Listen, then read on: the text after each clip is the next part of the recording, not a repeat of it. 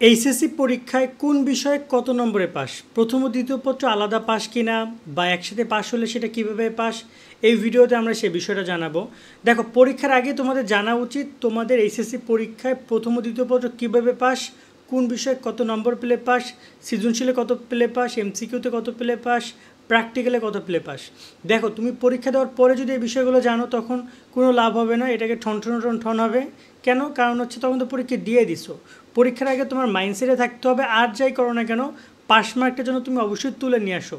So এই জায়গায় আমরা যদি তোমাদের পাস মার্ক নিয়ে একটা আলোচনা করি, আমি আজকে তোমাদের যে আলোচনাটা করব সেই ছবিটা আমি তোমাকে একটু দেখাই। এটা হচ্ছে যে শিক্ষা মন্ত্রণালয় থেকে এবং জাতীয় শিক্ষাক্রম ও পাঠ্যপুস্তক বোর্ড প্রকাশ করেছে 2017 সাল থেকে এই নিয়ম কার্যকর। 2017 সালের আগে সৃজনশীল এমসিকিউ একসাথেই পাস দিত, কিন্তু এখন আলাদা আলাদা পাস দেয়।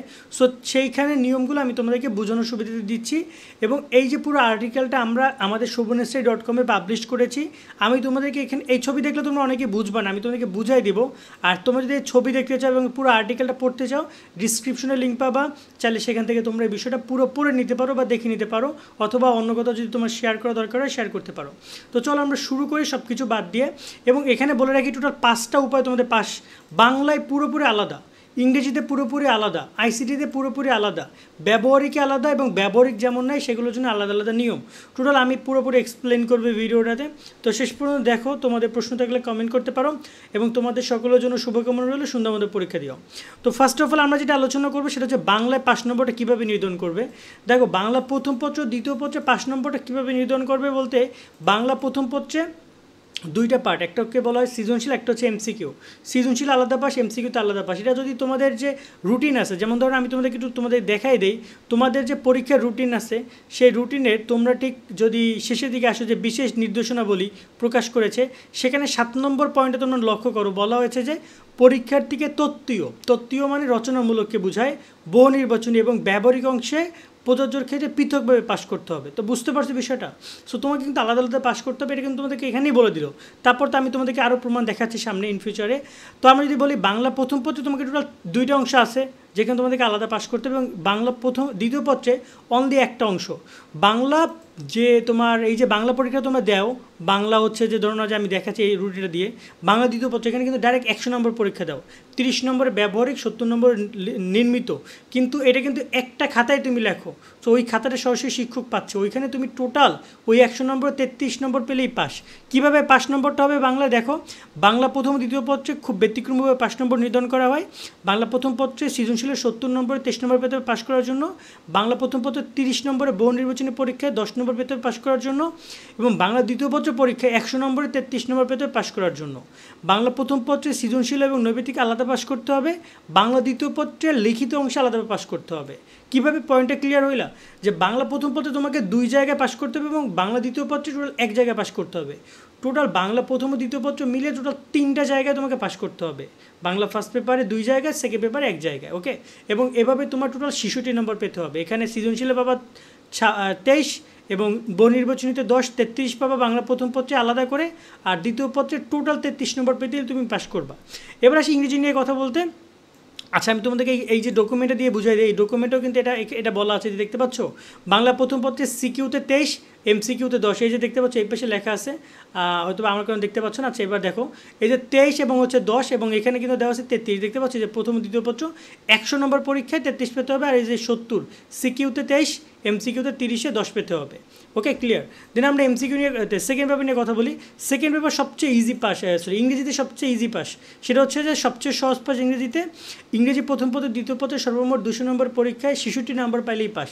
মানে তুমি যদি কোনো একটা নাম্বারে পরীক্ষায় অংশগ্রহণ করো কিন্তু নাম্বার কম পাইছো, ফেল করছো, তোমাকে আরেকটা বিষয় থেকে সেটা কমপ্লিট করে দেওয়া হবে। যেমন এই যে দেখতে পাচ্ছ এখানে লেখা আছে ইংরেজি প্রথম দ্বিতীয় পত্র টোটাল এই যে অপরিবর্তিত, first paper plus second paper total 66।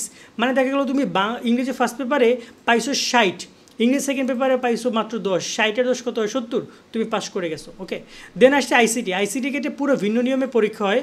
আইসিটিতে দেখো, আইসিটিতে কিন্তু তোমার কোনো ব্যবহারিক নাই। সো আইটিতে ব্যবহারিক আছে, কিন্তু আইসিটিতে তোমার কোনো প্রথম দ্বিতীয় পত্র নাই। সো আইসিটি পাস কীভাবে দেখতে পাচ্ছ, আইসিটি সম্পূর্ণ আলাদা নিয়মে পাস, আইসিটি কোনো প্রথম দ্বিতীয় পত্র নাই, যার কারণে আইসিটিতে সবচেয়ে বেশি ফেলও করে, কারণ যেহেতু দ্বিতীয় পত্র নাই, একটু যে সাপোর্ট করতো কেউ ওরে সেই সাপোর্টটা কেউ করার নাই, ঠিক আছে। সৃজনশীল 50 নম্বরে 97 নম্বর পেতে পাস করার জন্য, বহু নির্বাচনী 25-এ 8 নম্বর পেতে পাস করার জন্য, ব্যবহারিক 25-এ 8 নম্বর পেতে পাস করার জন্য। এই যে দেখতে পাচ্ছ, এই যে ছবিটা তোমরা লক্ষ্য করো, এই যে আইসিটি 3 নম্বরে, 4 নম্বর আইসিটি 50, 25, 25, এই যে দেখতে পাচ্ছ সিকিউতে 16, এমসিকিউতে 8, এই যে 8 5 নম্বর। ওকে, আশা করি ক্লিয়ার হয়েছে তোমরা।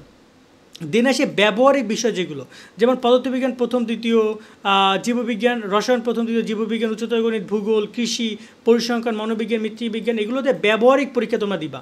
এইগুলোতে তোমার 5 নম্বর নির্ধারণ করার ক্ষেত্রে 3টা জায়গা আসবে, যেমন এখানে উপরে উল্লেখিত বিষয় ব্যবহারিক পরীক্ষা হবে, তাই এখানে 5 নম্বর 3টা ভাগে বিভক্ত। ওকে, 3টা ভাগে, প্রথম পত্র দ্বিতীয় পত্র মিলিয়ে পাস নির্ধারণ করা হবে। সেখানে প্রথম দ্বিতীয় পত্র মিলিয়ে পাস, অনেকে বুঝতেছো না প্রথম দ্বিতীয় পত্র কীভাবে মিলাই পাস, বুঝাই দিচ্ছি। উপরে উল্লেখিত যে কোনো বিষয় প্রথম পত্র দ্বিতীয় পত্র মিলে 100 নম্বরের পরীক্ষায় সর্বমোট 33 নম্বর পেলে পাস। কীভাবে? ধরুন না, পদার্থের কথাই বলি, পদার্থে তুমি প্রথম পত্রে কয় নম্বরের সৃজনশীল পরীক্ষা দাও, 50-এ, আর দ্বিতীয় পত্রে 50-এ, টোটাল যদি তুমি 100 পাও, এই 100 নম্বরের পরীক্ষা দিও, 100 নম্বরে তুমি টোটাল 33 পাইলেই পাস করবা। ওকে, এবং তোমার এখানে যদি বলি, এবং এখানে দেখতে পাচ্ছ প্রথম পদে তুমি পদার্থবিজ্ঞান প্রথম পত্রে এমসিকিউতে কত নম্বর পরীক্ষা দাও বলো, 25-এ। সেকেন্ড পেপারে তুমি 25-এ পরীক্ষা দাও, টোটাল এই বহু নির্বাচনী 50 নম্বরের মধ্যে 16 নম্বর পেলেই পাস। তোমাদেরকে আমি ছবিটা দেখে বুঝাই। এতে দেখতে পাচ্ছ পদার্থবিজ্ঞান, এই যে 50, আর এই যে দেখতে পাচ্ছ 25-25, সেখানে কিন্তু দেখতে পাচ্ছ একটা একটা মানে মার্জিনের মাধ্যমে দেখাইছে যে সিকিউ 33 এবং এমসিকিউ 16, মানে সিকিউ মানে ফার্স্ট পেপারের সিকিউ, সেকেন্ড পেপারের সিকিউ মিলে টোটাল 33 পাইলেই হবে। তুমি যদি পরীক্ষা অংশগ্রহণ করো এবং যদি তুমি 33 পাও দুইটা মিলাইয়া, তাইলেই তুমি পাস।